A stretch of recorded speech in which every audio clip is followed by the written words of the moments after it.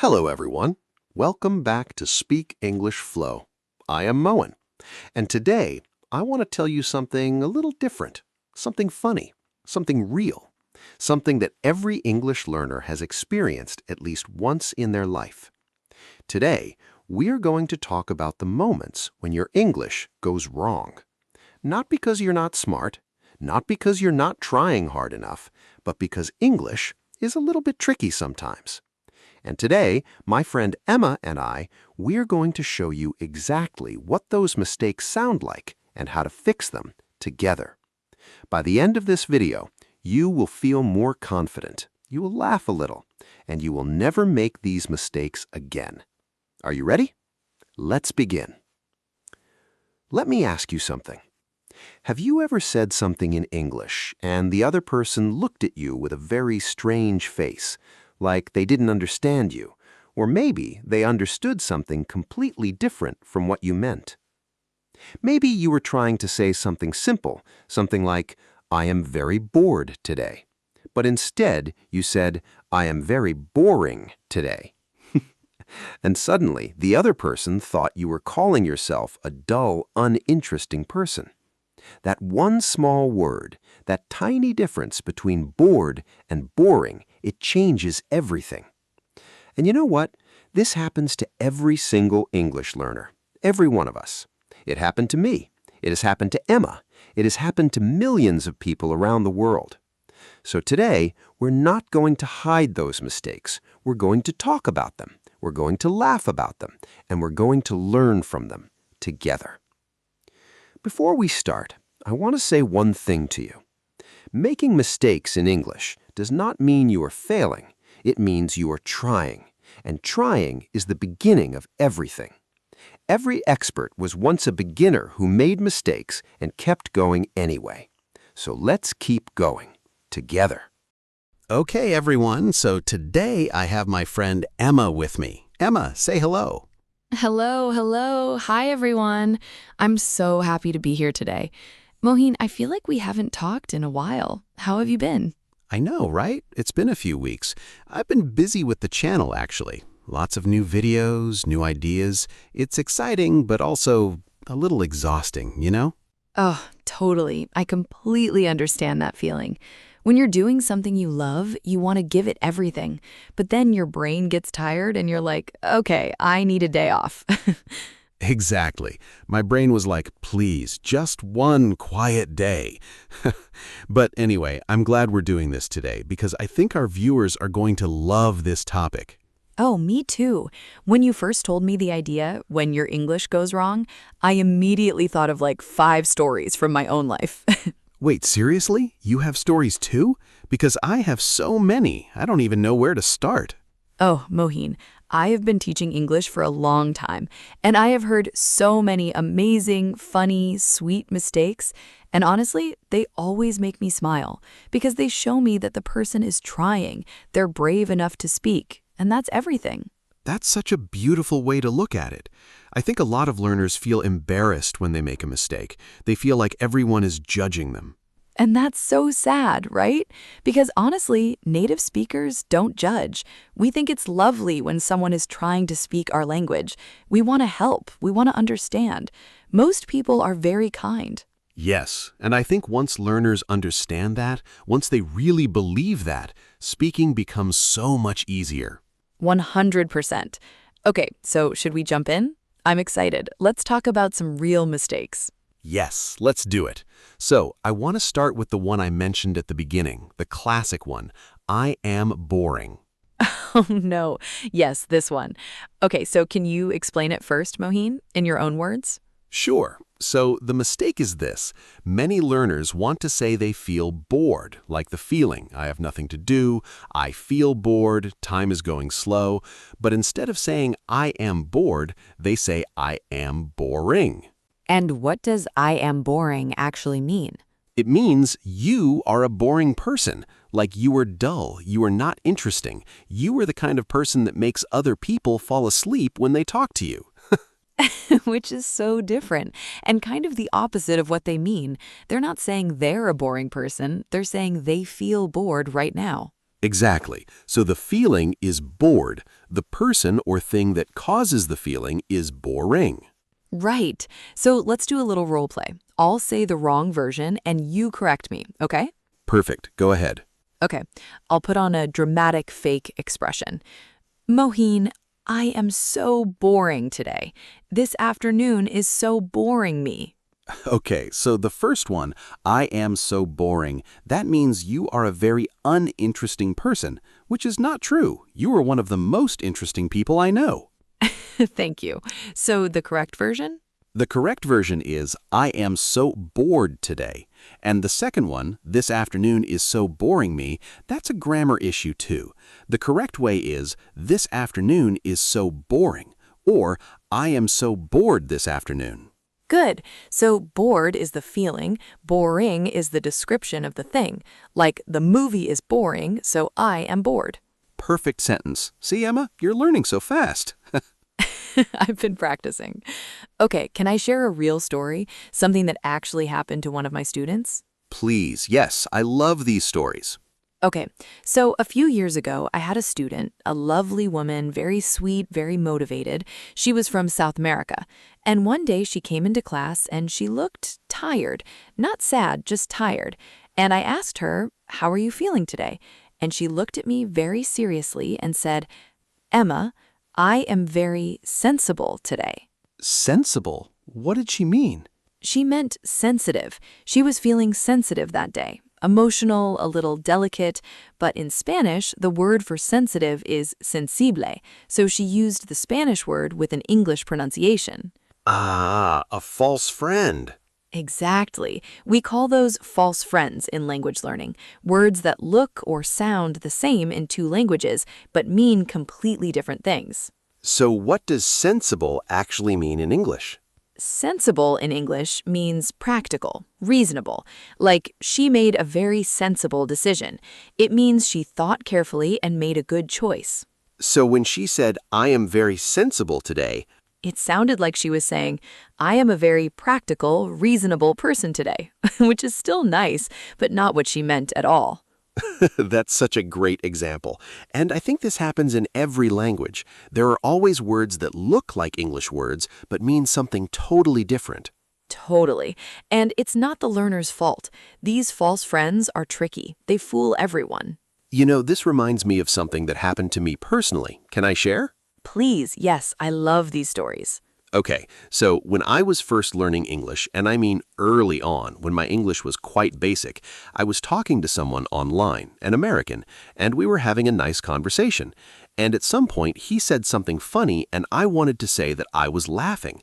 I knew the phrase LOL from the internet, but I didn't really know how to say it out loud. So I wanted to say something like, "Oh, I am laughing so much right now." But instead, I said, "I am very funny right now." Because in your mind, you thought the feeling of laughing is funny. So if I feel the laughing, I am funny. But I am funny means I am the one making the jokes. I am the comedian in the room. I am the humorous person. exactly. I basically told this man, I am hilarious. I am the funniest person here. Exactly. I meant you are very funny, or that made me laugh so much. Those would have been the right phrases. And this is such a great example of the ED and ING confusion. This is actually one of the most common mistakes in English, and it goes beyond just bored and boring. Can you explain it a little more, Emma? I think our viewers would really benefit from hearing the full pattern. Of course. So here's the simple rule. When something causes a feeling, we use ing. When a person experiences or feels something, we use ed. So the movie is exciting, but you feel excited. The book is interesting, but you feel interested. The class is confusing, but the student feels confused. So the thing gives the feeling, it's ing. The person receives the feeling, they are ed. Perfect. You explained it better than I did. I've had a lot of practice with this one. Okay, let's do some more examples, because I really want our viewers to hear these in real sentences, not just the rule, but how they actually sound when people talk. Agreed. Let's go one by one. Okay, first pair, tired and tiring. The long drive was tiring. But after the drive, I felt very tired. Exactly. Second pair, surprised and surprising. The news was very surprising, and when I heard it, I was so surprised. Third one, annoyed and annoying. My neighbor plays loud music every night. It is very annoying, and honestly, I am getting quite annoyed. I feel that. Fourth, relaxed and relaxing. A long bath is so relaxing. After the bath, I felt completely relaxed. Beautiful. See, when you hear it like that in real sentences, it starts to feel natural. You start to hear the difference. And our viewers can practice. Take any of those pairs and make your own sentence in the comments. We'd love to read them. Yes, that's such a good idea. Okay, can we talk about prepositions now? Because I feel like prepositions are where English really gets sneaky. Oh yes, prepositions, the tiny words that cause enormous confusion. Enormous, yes. So let me set the scene. Imagine a learner calls their friend and says, "Hey, I'll meet you at the coffee shop. I'll be there in 5 minutes." And instead they say, "I'll be there after 5 minutes." Oh, and those mean different things, right? Yes, in 5 minutes means the time from now until then is 5 minutes. You'll arrive in 5 minutes. But after 5 minutes sounds like after a period of 5 minutes has passed. It's a little vague, a little confusing. In 5 minutes is clean, clear, and natural. So the correct phrase is, I'll be there in 5 minutes. Exactly. And then there's the classic, I am waiting since 1 hour. Oh, I think I said something like this before. Most learners do, and the mistake is actually the preposition and the tense together. The correct version is, I have been waiting for 1 hour, or I have been waiting since 1 o'clock. Since is for a specific point in time. For is for a length of time, a duration. So, I have been waiting since noon. Pause. I have been waiting for 2 hours. Yes, and notice, I have been waiting. That's the present perfect continuous. It connects the past to now. You started waiting in the past, and you are still waiting now. It's a beautiful tense when you understand it. That really is beautiful. English has such elegant structures when you look closely. It really does. Okay, I want to do one more role play. Can we do one where I'm the learner and you're the native speaker? And I'm going to make some natural mistakes and you're going to gently correct me and our viewers can spot the mistakes as they happen. I love this idea. Let's do it. Okay, I'll be a barista in a coffee shop, and you come in and try to order. Perfect. Okay. Hi, good morning. I want 1 coffee, please. Very hot. And I want it since a long time. Wait, that doesn't make sense. What did you want to say? I meant, I have been wanting coffee for a long time this morning. I really needed it. Ah, so I've been wanting coffee all morning. That's natural.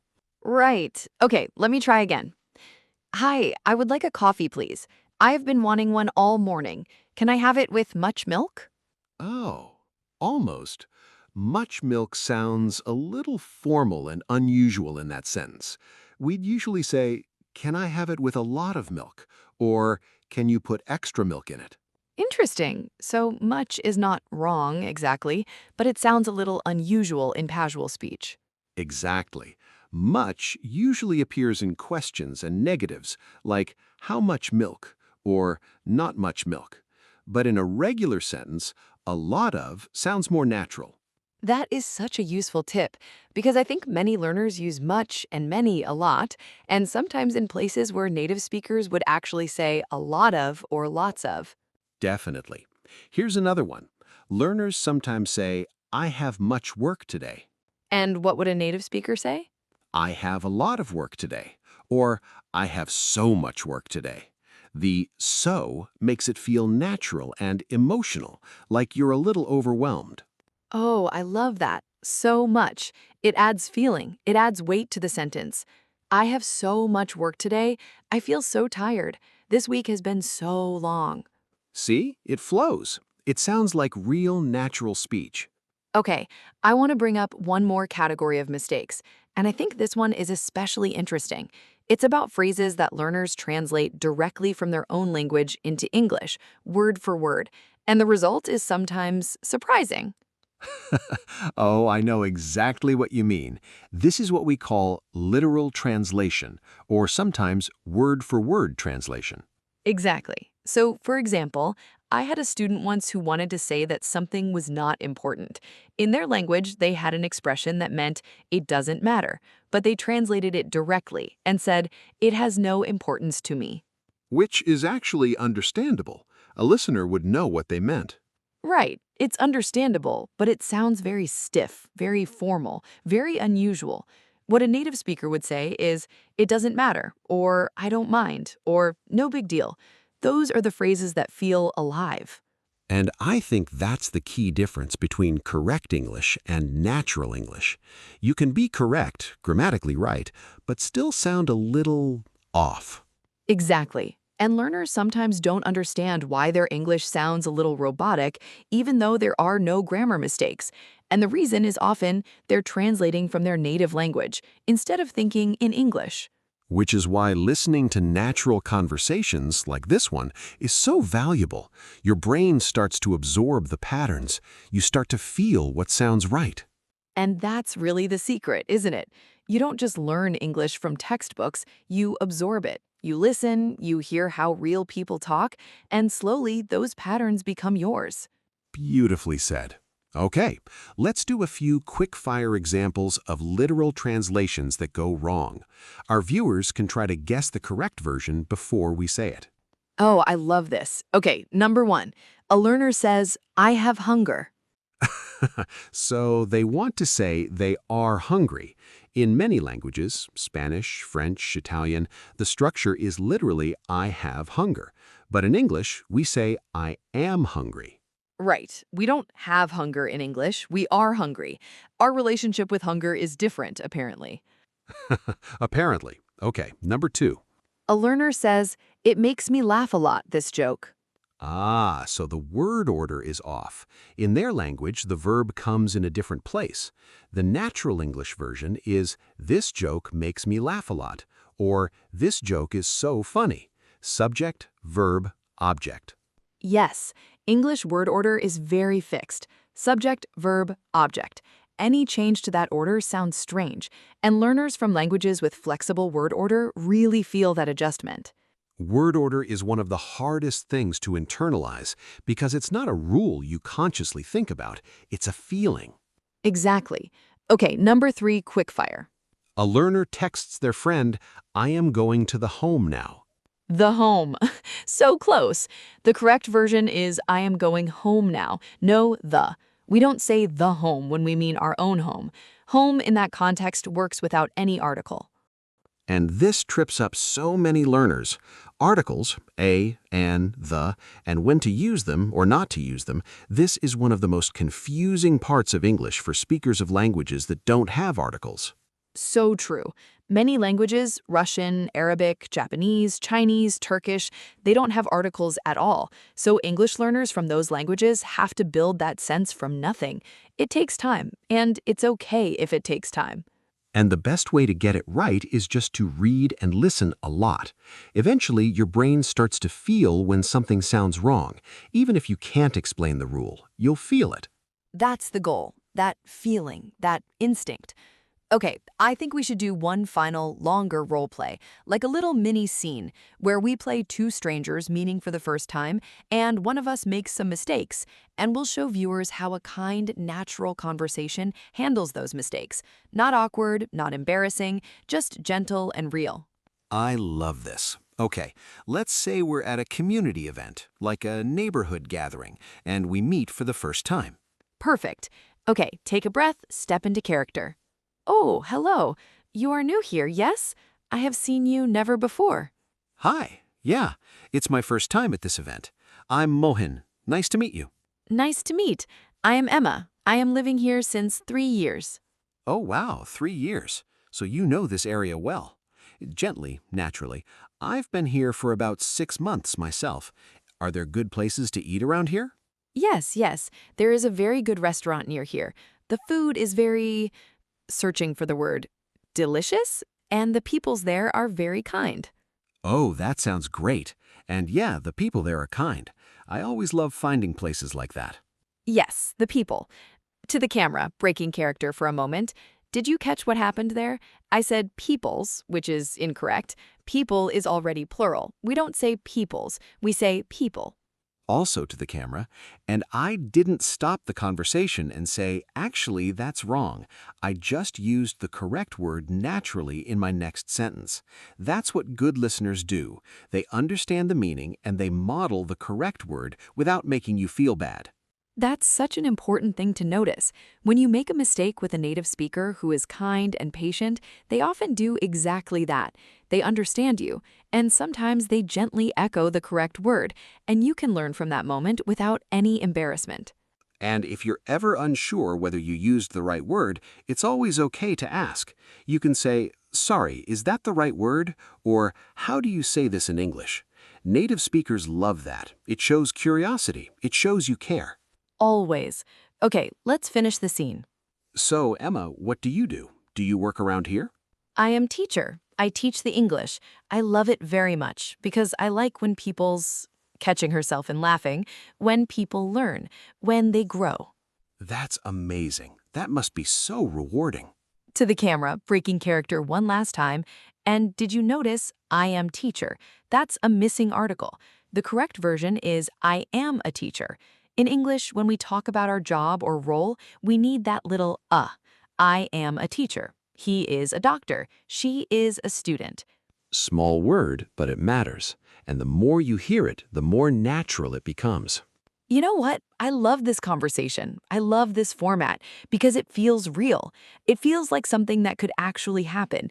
And that's how you learn, by experiencing the language in situations that feel real to you. 100%. And I want to say to everyone watching right now, if you have ever made any of these mistakes, please do not feel embarrassed. I have made every single one of them, and I kept going. And look at us now, making videos, having conversations, building something beautiful. That really is beautiful, Mohin. Okay, let's take a moment and bring everything together. What did we learn today? We learned that mistakes are not failures. They're signposts. They show you where to grow. We learned the difference between ED and ING feelings, bored versus boring, excited versus exciting, interested versus interesting. We learned about false friends, words that look the same in two languages but mean something completely different, like sensible, which means sensitive in some languages but means practical in English. We learned that prepositions are tricky and that little words like in, for, and since have very specific meanings that take time to feel natural. And we learned that natural English and correct English are not always the same thing. You can be grammatically right but still sound unusual if you're translating word for word from your own language. And we learned that articles, a, an, the, are small but powerful, especially for learners whose native languages don't use them. And above all, we learned that making mistakes in English is not something to be ashamed of. It is something to be celebrated, because it means you are brave, you are trying, and every attempt brings you one step closer to fluency. I really believe that. So do I. All right, everyone. Before we go, I have a little challenge for you. In the comments below, I want you to write one sentence using the ED and ING structure correctly. For example, the lesson was interesting and I felt very interested. Something like that. Your own words, your own sentence. And if you want extra credit, try writing about a mistake you once made in English, a funny one, a real one, because I promise you, everyone here will understand. Everyone has been there. We read every single comment and we love seeing your progress. So please don't be shy. This is a safe space. This is your space. And if this video helped you, if you smiled, if you learned something, if you felt a little more confident, please like this video. It really helps us reach more learners around the world. Subscribe to Speak English Flow if you haven't already. We upload new conversations regularly. Real, natural, beginner-friendly English for everyday life. And don't forget to hit the notification bell so you never miss an episode. We're building something really special here, and you are a part of it. So thank you for being here. All right, everyone. That's all for today's episode of Speak English Flow. To every single person watching this, whether this is your first video or your 50th, I want you to know something. Your English journey is not a race. It is a story. And every mistake you make is just another page in that story. A page that makes you stronger. A page that makes you wiser. A page that one day you will look back on and smile. Keep speaking, keep trying, keep growing. This is Mohin, This is Emma. and this is Speak English Flow. We'll see you in the next one. Take care. Bye for now.